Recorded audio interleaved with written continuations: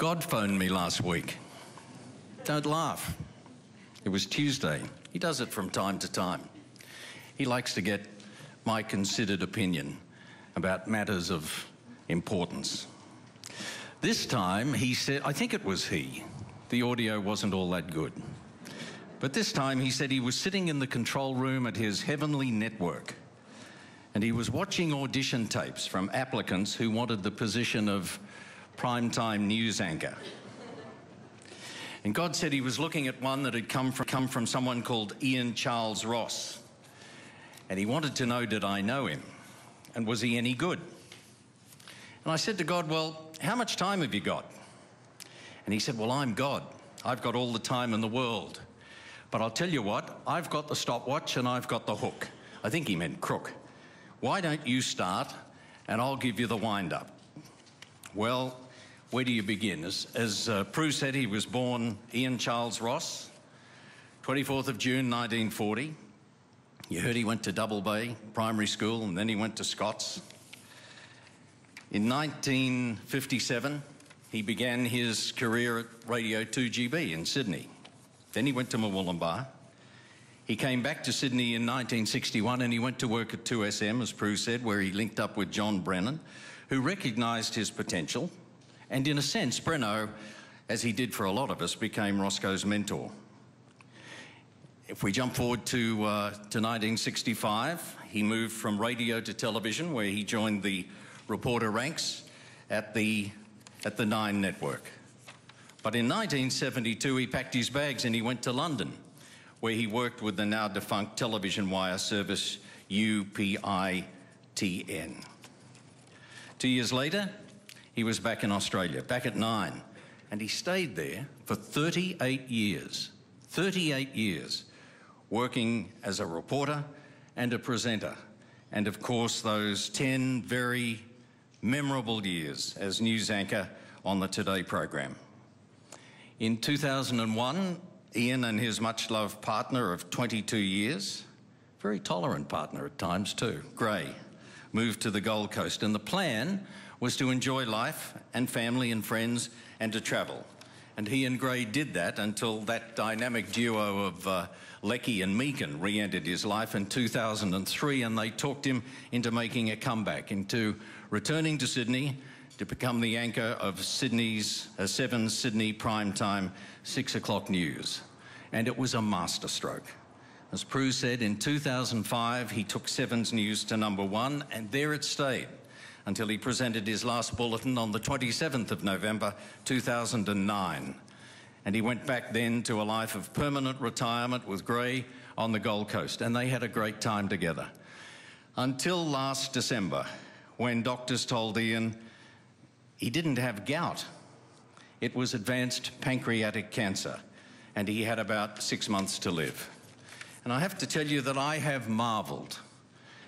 Ever since Roscoe told me the sad news back in December, I've marvelled at how he handled his last 6 months on this planet. It was quite remarkable.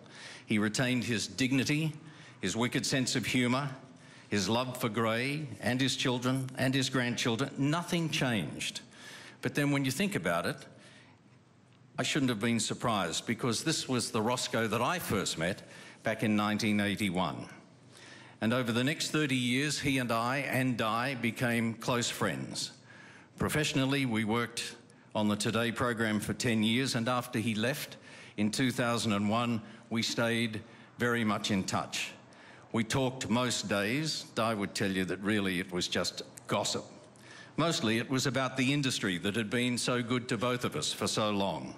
And with Gray, he and I travelled overseas several times. Now, I have to confess that at about this time, I got the sense that God was getting just a little bit impatient, and sure enough, this deep, booming voice said, "Cut to the chase, Lebo. Should I or shouldn't I give him the gig as my new #1 newsman?" Now, remember, this was last Tuesday. Ian was not well. So I said to God, well, look, it's your call. But if you take him, he's not going to come cheap. Not after those contracts that Lecky and Meakin offered him, and he accepted. Leave that to me, God said. I can offer him the world. Well, I'll tell you this, I said, you won't get a better frontman for your Heavenly News prime time network. You'll get someone who, as Peter Overton said, was generous of spirit. As Peter Meakin said, was a sheer joy to work with, and he certainly was. God, your audience is going to welcome him every night into their heavenly homes and watch him win the ratings for you. And talking of watching, I did warn God to watch his wine cellar. Because as we all know, Roscoe loves a drop. And I did say to the Heavenly Father, you better be wary of any repartee between Ian and your weatherman, especially if the conversation turns to cows and who's riding them.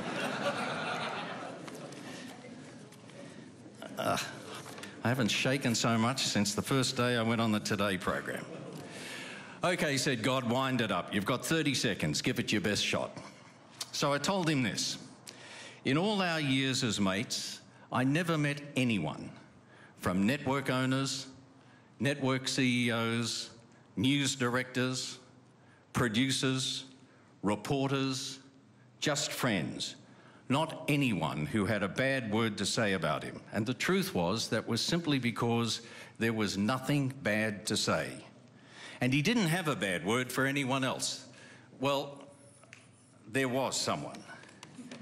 We were travelling together overseas, and we were on a ship, and Gray will remember this. And one night in the lounge, some guy cornered Roscoe and said, "Steve Liebmann, I've always wanted to meet you." "I'm not Steve Liebmann," he said. "That's him over there," pointing in my direction. And I've got to tell you, this bloke would not have it. You can't fool me. I know you're Steve Liebmann. Well, this went on. Roscoe actually told me a couple of weeks ago that there's a shelf stacker at the local supermarket who always calls him Mr. Liebmann. Anyhow, this incident on the ship went on for a couple of minutes until Roscoe stormed off saying, "Please yourself," mumbling, and those of us who know him well will know what he was mumbling under his breath. When we didn't talk on the phone, we exchanged emails or SMSs almost every day, right up to Ian's last days. And we always signed off the email or the SMS with the digit and the letters 2BF, which stood for second best friend. Because you see, I played second fiddle to Gray, and Roscoe played second fiddle to Di. But in truth, he was a best friend. I miss him now, and I'm going to miss him for a long time to come. Thank you.